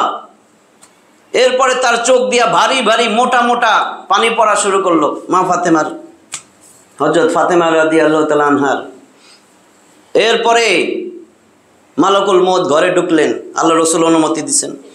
এইবার আল্লাহ রসুল সাল্লাল্লাহু আলাইহি ওয়াসাল্লাম জিবরিল আমিন তো সাথে, বলছে হে ভাই জিবরাইল, আমার উম্মতের কি হবে? আদর্শ আদর্শ শুনেন। এইবার আপনার কলিজার ভিতরে ঢুকলো না, আর রসুল কি করতেছেন একটু শুনেন মনোযোগ দিয়া। রাসূল সাল্লাল্লাহু আলাইহি ওয়াসাল্লাম বললেন, শোনো ফাতেমা, সে হচ্ছে আমাদের এই ছোট্ট জীবনের অবসানকারী ফেরেশতা আজরাইল তথা মালাকুল মউত। এই কথা শুনে হযরত ফাতেমা রাদিয়াল্লাহু তাআলা আনহা ক্রন্দনরত অবস্থায় বোবার মতো হয়ে গেলেন। চোখ দিয়া শুধু মোটা মোটা ভারী ভারী অশ্রু পড়তেছে। রাসূল সাল্লাল্লাহু আলাইহি ওয়াসাল্লাম বললেন, হে জিবরাইল, আমার উম্মতের কি হবে ভাই? আজরাইল তো আইসা গেছে আমার কাছে, আমার উম্মতের নাজাতের কি হবে? জিবরাইল আমিন বললেন, হে রাসূল সাল্লাল্লাহু আলাইহি ওয়াসাল্লাম, আপনি চিন্তা করবেন না, আপনার উম্মতের নাজাতের জন্য আল্লাহ গ্যারান্টি দিয়েছেন। মৃত্যুর ফেরেশতা ধীরে ধীরে রাসূল সাল্লাল্লাহু আলাইহি ওয়াসাল্লামের কাছে এলেন জান কবজ করার জন্য। মালাকুল মউত আজরাইল আরও কাছে এসে ধীরে ধীরে রাসূল সাল্লাল্লাহু আলাইহি ওয়াসাল্লামের জান কবজ করা শুরু করলেন। পাশে দাঁড়ায়া থাকা জিবরাইল আলাইহিস সালামকে রাসূল সাল্লাল্লাহু আলাইহি ওয়াসাল্লাম বললেন গঙ্গানির সাথে, ও জিবরাইল, এটা কেমন বেদনাদায়ক জান কবজ। এই কথা শুনে ফাতেমা রাদিয়াল্লাহু তাআলা আনহা তার 2 চোখ বন্ধ করে ফেললেন। নবী বলতেছে এটা কেমন বেদনাদায়ক, এত কষ্ট কেন, ব্যথা কেন? আলী রাদিয়াল্লাহু তাআলার পাশে ছিলেন, উপর হইয়া বসলেন। জিবরাইল আমিন সাথে সাথে নবীর থেকে উল্টা দিকে মুখ ঘুরাইয়া ফেললেন। আল্লাহ রসুল বলেন, হে জিবরাইল, আমার কোনো ব্যবহারে তুমি কি বিরক্ত? তুমি মুখ উল্টা দিকে ঘুরাইলা কেন? আজরাইল জিবরিল আমিন বলতেছেন, হে আল্লাহর রাসূল, সাকরাতুল মাউতের অবস্থায় আপনার এই দুরবস্থা দেখে আমি কি করে সহ্য করব? ভয়াবহ ব্যথায় রাসূল সাল্লাল্লাহু আলাইহি ওয়াসাল্লাম ছোট্ট একটা গুঙ্গানি দিলেন। রাসূল সাল্লাল্লাহু আলাইহি ওয়াসাল্লাম বললেন, হে আল্লাহ, সাকরাতুল মাউত জান কবজের সময়টা আমার জন্য যতই ভয়াবহ হোক না, কোনো সমস্যা নাই। আল্লাহ আমাকে সব ব্যথা দিয়া দাও, আমি বরণ করে নিব, কিন্তু আমার উম্মতকে ব্যথা দিও না। রাসূল সাল্লাল্লাহু আলাইহি ওয়াসাল্লামের শরীরটা ধীরে ধীরে ঠান্ডা হয়ে আসতে লাগলো। তার পা বুক কিছুই আর নড়তেছে না। রাসূল সাল্লাল্লাহু আলাইহি ওয়াসাল্লামের চোখের পানির সাথে সাথে ঠোঁট কম্পিত ছিল। তিনি কিছু বলবেন মনে হইতেছিল। তখন আলী রাদিয়াল্লাহু তাআলা আনহু তার কানটা একদম রাসূল সাল্লাল্লাহু আলাইহি ওয়াসাল্লামের ঠোঁটের কাছে নিয়ে গেলেন। আর রাসূল সাল্লাল্লাহু আলাইহি ওয়াসাল্লাম বললেন, নামাজ কায়েম করো এবং তোমাদের মাঝে থাকা অধীনস্থ দুর্বলদের যত্ন নিও। রাসূল সাল্লাল্লাহু আলাইহি ওয়াসাল্লামের ঘরের বাইরে চলছে কান্নার রোল, কান্নার আওয়াজ। সাহাবীরা একজন আরেকজনকে জোরাজোরি কইরা জোরে জোরে মাতন করা শুরু করলো, উচ্চ স্বরে কান্নারত। এইবার হযরত আলী রাদিয়াল্লাহু তাআলা আনহু আবার তার কানটা রাসূল সাল্লাল্লাহু আলাইহি ওয়াসাল্লামের মুখের কাছে ধরলেন। রাসূল সাল্লাল্লাহু আলাইহি ওয়াসাল্লাম তখন চোখ ভিজা অবস্থায় বলতে থাকলেন, ইয়া উম্মতি, ইয়া উম্মতি, হে আমার উম্মতেরা, আস-সালাত, আস-সালাত, আস-সালাত, নামাজ, নামাজ, নামাজ, ঠুস। এই বলেই শেষ, আর কিছু বলতে পারেন নাই। মুসাল্লাহ আমাকে এখন আদর্শ। আল্লাহর আদেশে, সংক্ষেপ করে দিচ্ছে, আল্লাহর আদেশে হযরত ইসরাফিল আলাইহিস সালাম যখন সিংহায় ফুৎকার দিবেন, কেউ বলছে 3 বার ফুৎকার, কেউ দ্বিতীয় ফুৎকার, পুরা কিয়ামত, সমস্ত আসমান জমিন যা আছে জীব প্রাণী সব মরে যাবে। এইবার আল্লাহ বলবেন, হে আজরাইল এদিকে আসো, এখন কে কে জীবিত আছে? বলবেন, হে আল্লাহ সব শেষ, আপনার সামনে শুধু ইসরাফিল, জিব্রাইল, মিকাইল আর আমি জান কবজকারী মালাকুল মউত আজরাইল জীবিত আছি। আল্লাহ বলবেন, ও আজরাইল যাও, ওই 3 জনের জান কবজ করে আসো। এরপরে মিকাইল আলাইহিস সালাম, ইসরাফিল আলাইহিস সালাম, জিব্রাইল আলাইহিস সালাম, এটার বর্ণনা সম্ভব নয়, 3 জনের জান কবজ করে আবার আল্লাহ বললেন তার দরবারে আসার জন্য গেছে হাজির। আল্লাহ এবার শেষ প্রশ্ন করলেন, ও আজরাইল, ও মালাকুল মউত, এখন কে জীবিত আছে? বলে, হে আল্লাহ আপনার সামনে এই মালাকুল মউতই জীবিত আছে। কয়, মউত তুমি মরো। হে মালাকুল মউত, এবার তুমি তোমার নিজের জান তুমি নিজে কবজ করো। মালাকুল মউত মারা গেল। এখন কে আছে? একমাত্র আল্লাহ। কুল্লু মান আলাইহা ফান, কুল্লু মান আলাইহা ফান ওয়া ইয়াবকা ওয়াজহু রাব্বিকা যুল জালালি ওয়াল ইকরাম। 55 নম্বর সূরা আর রহমান, 78টা আয়াত না এখানে, 26 আর 27। আল্লাহর অস্তিত্ব ছাড়া, শুধুমাত্র আল্লাহর সত্তা ছাড়া আর সব ধ্বংস হয়ে যাবে, কিচ্ছু নাই। এইভাবে আল্লাহ একমাত্র আল্লাহই থাকবেন। এইভাবে শত সহস্র লক্ষ কোটি বছর পার হয়ে যাবে কিনা একমাত্র আল্লাহই জানেন। এরপরে কিয়ামতের পর হাসরের মাঠে পৃথিবীর সব বিচারক, উকিল, মুক্তার, রাজা, বাদশাহ, স্বৈরাচার আর জুলুমবাজ শাসক যখন আল্লাহর সামনে আসামির মতন উপস্থিত হবে, তখন আল্লাহ হুঙ্কার দিয়া বলবেন, লিমানিল মুলকুল ইয়াউম, আজকের দিনে বাদশাহী কার? লিল্লাহিল ওয়াহিদিল কাহ্হার, একমাত্র আমি পরাক্রমশালী একক আল্লাহ তাআলার।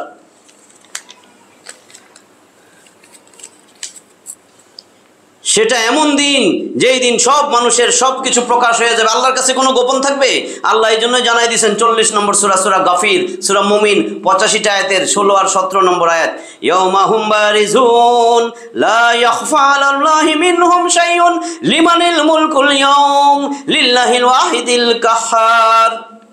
আল্লাহ বলবেন, আল্লাহর কাছে সেদিন আর কারো কোনো গোপন থাকবে না কিছু।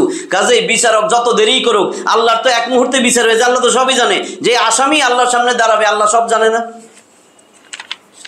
এখানে একটা ঘটনা বলে শেষ করে দিতেছি। খলিফা হারুনুর রশিদ, তিনি যখন প্রথম বাগদাদের শাসনভার হাতে নিলেন, প্রথম বাদশা হয়েছে, শাসক, এখন তার অফিসিয়াল কার্যক্রম শুরু হবে। তো সে তো মুসলমান, সে কোরআন তেলাওয়াত দেওয়া শুরু করবে।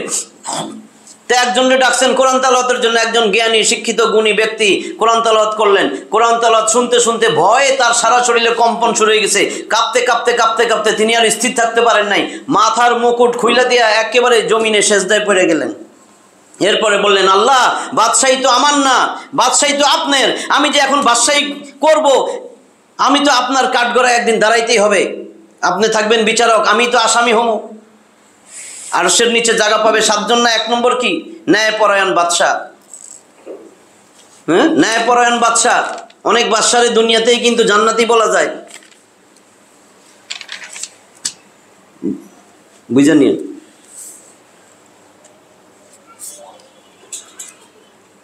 আল্লাহ তাআলা বলেন, আজকে প্রত্যেক প্রাণীকে তার কৃতকর্মের প্রতিদান দেওয়া হবে। আল্লাহ বলবেন, যা করছো সব কিছুর প্রতিদান পাই টু পাই দিব। আল ইয়াওমা তুজজা কুল্লু নাফসিন বিমা কাসাবাত লা যুলমাল ইয়াওম ইন্নাল্লাহা সারিউল হিসাব। লা যুলমাল ইয়াওম, আজকে কোনো বিন্দু মাত্র জুলুম করা হবে না। তাফসীরের কিতাবে এই যে আল্লাহ বলছেন আজ কারো প্রতি জুলুম করা হবে না, তাফসিরের ব্যাখ্যায় কিতাবে খুব সুন্দর করে এর কিছু পরামর্শ দেওয়া হয়েছে, আমি সেটা বলতেছি। এর মানে কি? এর মানে 1 নম্বর দেখেন, আল্লাহ বলছেন লা জুলমাল ইয়াউম, আজকে কারো প্রতি বিন্দুমাত্র জুলুম করা হবে না। এখন এটার ব্যাখ্যা দেখেন দুনিয়াতে। 1 নম্বর, প্রতিদানের অধিকারী ব্যক্তিকে প্রতিদান না দেওয়া 1 নম্বর জুলুম। প্রতিদান যে পাবে তারে প্রতিদান না দেওয়া, শাস্তিযোগ্য না হলেও শাস্তি দেওয়া, যে শাস্তির উপযুক্ত তাকে শাস্তি না দেওয়া, যে কম শাস্তির উপযুক্ত তারে ঠেল্লা বেশি শাস্তি দেওয়া, জালেমকে নির্দোষ প্রমাণ কইরা খালাস কইরা দেওয়া, আর মজলুম সাইয়া সাইয়া দেখা।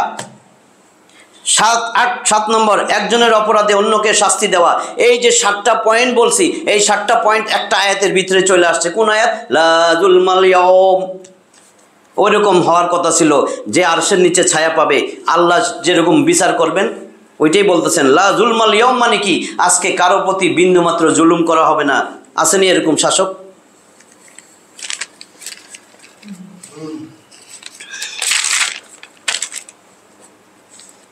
শেষ 5 মিনিট। বুখারী মুসলিমের একটা হাদিস বলি, শুনেন। বুখারী মুসলিমের নাম্বার আমার মনে নাই, বুখারী যেটা 3407 নম্বর হাদিস, 3407। আমি আমার বাসায় বলে দিই তাড়াতাড়ি। আবু হুরায়রা রাদিয়াল্লাহু তাআলা আনহু বলেন, একবার হযরত মুসা আলাইহিস সালামের কাছে মালাকুল মউত আসছেন মানুষের বেশে, অনুমতি না দিয়া ঘরে ঢুকে গেছেন। বলেন মুসা আলাইহিস সালামকে বলতেছেন, আমি মালাকুল মউত আপনার জান কবজ করতে আসছি। মুসা আলাইহিস সালাম কষাইয়া দিছে একটা থাপ্পড় মারছে। আমি বলতাম না, আমি বলছি না, দলিল ছাড়া বলবো না, বুখারীতে আছে মুসলিমে আছে, এই জন্য বলতেছি। আমার এইখানে কিন্তু এই যে স্টাপলার মারা অনেক কষ্টে লিখছিলাম, পরে দেখি এটা মানে আমার কাছে ভুয়া মনে হয়েছে। ইদ্রিস আলাইহিস সালামের ঘটনা, এখন সে জান্নাতে আছে বলা হয়েছে। অনেক আলেম ওলামা আপনি খালি পাইবেন, ইউটিউবে পাবেন আর পাবেন যে তিনি জান্নাতে আছেন। পরে গাড়তে শেষে দেখি দুর্বল হাদিস, জয়ীফ হাদিস, ভুল হাদিস, একটা সন্দেহ, এইটা সেটা, পরে বাদ দিছি। এই যে এই 3টা ইদ্রিস আলাইহিস সালামের, হুজুরও জানে মনে হয়, কিন্তু এটার কোনো সত্যায়ন কিচ্ছু নাই, কোনো জায়গায় নাই, এটা গল্প। এটা বললাম না আজকে। মুসা আলাইহিস সালামেরটা বুখারী মুসলিমে আছে 3407, মুসলিমেরটা মনে নেই, আমি বলি নাই। বুখারীর 3407 কি? মুসা আলাইহিস সালামের কাছে অনুমতি না নিয়া মালাকুল মউত ঢুকছেন, আয়েশা বলেন আপনার জান কবজ করতে আসছি, দিছে কষাইয়া একটা চর, গালের মধ্যে লাগছে, চোখ একটা বাইরে গেছে। আজরাইল মানুষের বেশে আসছে, মানুষের মতন আসছে, আর এখন মালাকুল মউত ওই চোখটা হাতে লয়ে আল্লাহর কাছে যায়, হে আল্লাহ কার কাছে পাঠাইলেন? এ তো আমার শারীরিকভাবে নির্যাতন করছে, এই দেখেন চোখটা বেড়ে গেছে। আল্লাহ তার কুদরতি হাতে এই চোখটা আবার জায়গা মতো বসাই দিয়া বললেন, ঠিক আছে আবার যাও, তবে এবার অনুমতি নিয়ে ঢুইকো। যাইয়া বলবা আল্লাহ বলছেন আপনাকে একটা গরু, কোনো জায়গায় আছে মহিষ, একটা গরু বা মহিষের পিঠের উপরে হাত রাখতে আপনি হাত রাখবেন। মুসা আলাইহিস সালাম বলতেছেন আপনি একটা গরুর পিঠে হাত রাখবেন, আপনার হাতের নিচে যতগুলা গরুর পশম পড়বে প্রত্যেকটা পশমের জন্য 1 বছর করে আপনার হায়াত বৃদ্ধি করে দেওয়া হবে। মুসা আলাইহিস সালাম সরাসরি ডাইরেক্টলি ওই আজরাইল আলাইহিস সালামের কথার কোনো জবাব না দিয়ে আসমানের দিকে তাকাইয়া বলতেছেন, হে আল্লাহ এরপরে কি হবে? কারণ মুসা আলাইহিস সালাম আল্লাহর সাথে সরাসরি কথা বলতেন। মুসা কালিমুল্লাহ বলে, তাই না? আল্লাহ তখন বলতেছেন, হে মুসা এরপরে কি হবে? মানে এরপরে তো মৃত্যু তোমাকে অবশ্যই গ্রাস করবে। কয় তাহলে আল্লাহ আমি প্রভুর সাথে সাক্ষাৎ করা এটাই তো আমার উত্তম, তাহলে মৃত্যু এখনই দিয়ে দেন, আমি কেন আবার সময় ক্ষেপণ করব? এখনই আমি প্রভুর সাথে, আমার রবের সাথে আমি এখনই মিলিত হইতে চাই, এখনই মৃত্যু, এটাই সবচেয়ে ভালো। এটা হলো বুখারীতে ছিল এইটুক। এইবার শেষ, আদম আলাইহিস সালামের যখন বানাবে তখন মালাকুল মউতরে পাঠাইছে না, সবাই ব্যর্থ হয়েছে।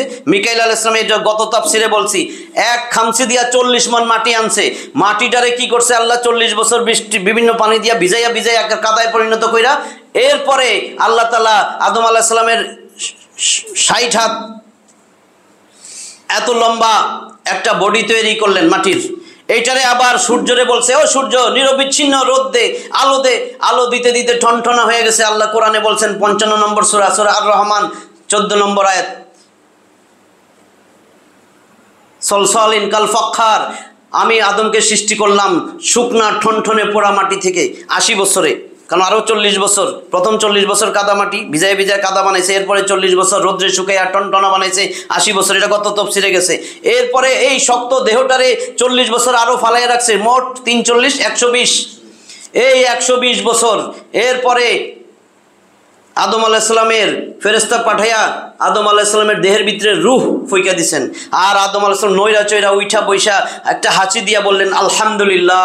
ফেরেশতারা অবাক, এমনভাবে এই আলহামদুলিল্লাহ এমনভাবে সে আর এর আগে কোনোদিন এইভাবে শুনে নাই। তখন আল্লাহ তাআলা ফেরেশতাদের সামনে কি করলেন, সব জিনিসপত্র সব বস্তু রাইখা বললেন তোমরা এগুলার নাম বলো।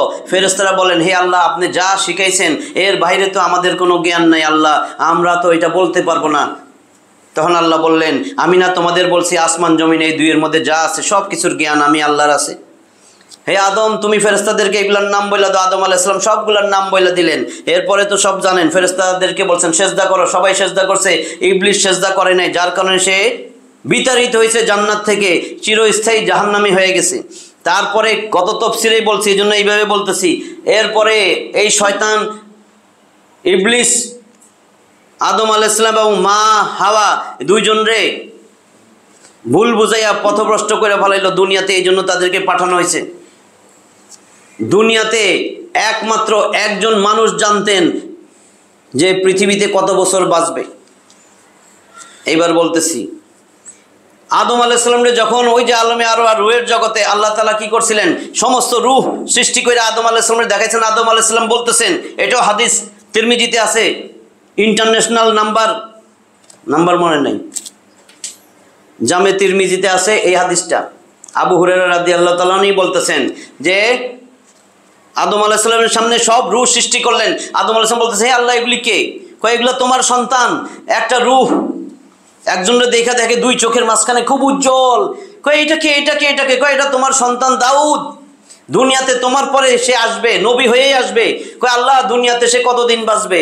কয় এ তো 60 বছর বাঁচবে। কয় আল্লাহ, আমি কত বছর বাঁচবো?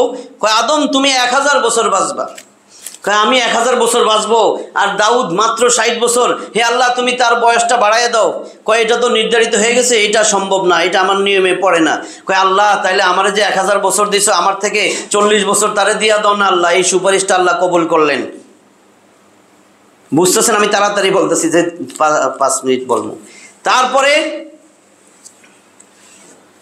এইবার দুনিয়াতে যখন আদম আলাইহিস সালামের বয়স ছিল 1040 দিয়ে দিয়েছে, 960 পুরো হয়েছে, মালাকুল মউত আসছে। আয়েশা বলতেছে আমি তো আপনার জান কবজ করার জন্য আসছি। কয় কেন? আমার তো 1000 বছর আরো 40 বছর বাকি আছে। কয় শুনেন, আপনি আপনার ওই যে জান্নাতের কথা স্মরণ করেন, আপনি তো আপনার সন্তান দাউদ আলাইহিস সালামের 40 বছর দান করছেন। কয় না না না, আমি দান করি নাই। আর আজরাইল আলাইহিস সালাম তখন অবাক। আল্লাহ খবর দিলেন, হে আজরাইল, হে মালাকুল মউত, তুমি ফিরে আসো। ও ভুলে গেছে। আদম আলাইহিস সালাম আমাদের পিতা, আদম আলাইহিস সালাম আদি পিতা, তিনি ভুলে গেছেন। মানুষের স্বভাব, মানুষের প্রকৃতি ভুলে যাওয়া, এই জন্য তারে আল্লাহ ক্ষমা করে দিয়েছেন। এরপরে যখন আদম আলাইহিস সালামের বয়স 1000 বছর পুরো হয়েছে, তখন তিনি অতিশয় বৃদ্ধ এবং খুব দুর্বল হয়ে গেছেন। সবাই ডাক দিছেন, যত মানুষ আছে, কতজন ওই সময় আদম আলাইহিস সালামের বয়স যখন 1000 পূর্ণ হয়েছে, তখন তার সন্তান নাতিপুতি মিলে মোট প্রায় 40,000 সদস্য হয়েছে। এই 40,000 গুলারে ডাক দিছেন, ডাক দিয়া বলতেছেন আমার অন্তিম শয্যা, আমি আর বেশিক্ষণ বাঁচবো না, তোমাদের মাঝে থাকবো না। এই যে তোমাদের মাঝে দেখো শীষ, তার সন্তান শীষ আলাইহিস সালাম, আমার পরে তোমরা এরই মাইনা চলবা, আমি আমার স্থলাভিষিক্ত কইরা গেলাম, তোমরা দাঙ্গা হাঙ্গামা করবা না, ঝগড়া বিবাদ করবা না, একতাবদ্ধ হইয়া থাইকো, আল্লাহর হুকুম মাইনা চলো। আর আমি শীষ তোমাদের অভিভাবক, এরে তোমরা মাইনা চলবা। এরপরে আদম আলাইহিস সালাম বললেন যে সমস্ত নবী, যত নবী আমার পরে আসবে, সবাইরে আল্লাহ একটাই দায়িত্ব দিবেন, তারা যেন খালি মানুষকে একটা কালেমার উপর দাওয়াত দেয়। আমি তোমাদেরকে দাওয়াত দিয়ে গেলাম লা ইলাহা ইল্লাল্লাহ, তোমরা এটার উপরে প্রতিষ্ঠিত থাকবা, তাহলে জীবনে গোমরা হইবা না। এরপরে তো জান কবজ করে মালাকুল মউত নিয়ে নিলেন।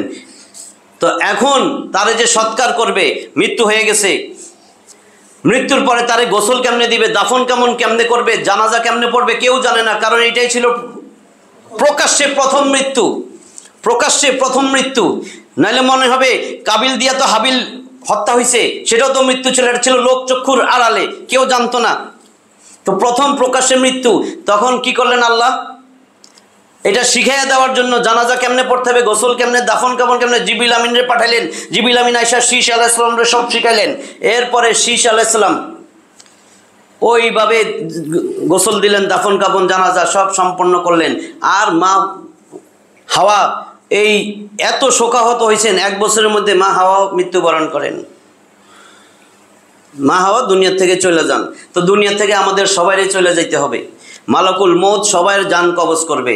জান কবজ করার আগে আমাকে আত্মসমর্পণ করতে হবে, মুসলিম হইয়া মরতে হবে, এবং দুনিয়ার পরে আখেরাত চিরস্থায়ী, সেই জন্য আমাকে বুদ্ধিমান হইতে হবে, রসুলের কথা।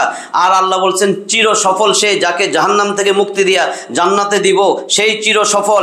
আর আল্লাহ রসুল বলেন বুদ্ধিমান সে যে বেশি বেশি দুনিয়াতে মৃত্যুর কথা স্মরণ করে, আর মৃত্যুর পরবর্তী জিন্দেগির জন্য দুনিয়ায় জীবিত থাকা অবস্থায় হায়াতের জিন্দেগিতে ওই সমস্ত উত্তম আমল করে, উত্তম আমল বানায়। এই জন্য আবু হুরায়রা রাদিয়াল্লাহু তাআলা একটা হাদিস দিয়ে আজকে শেষ করতেছি।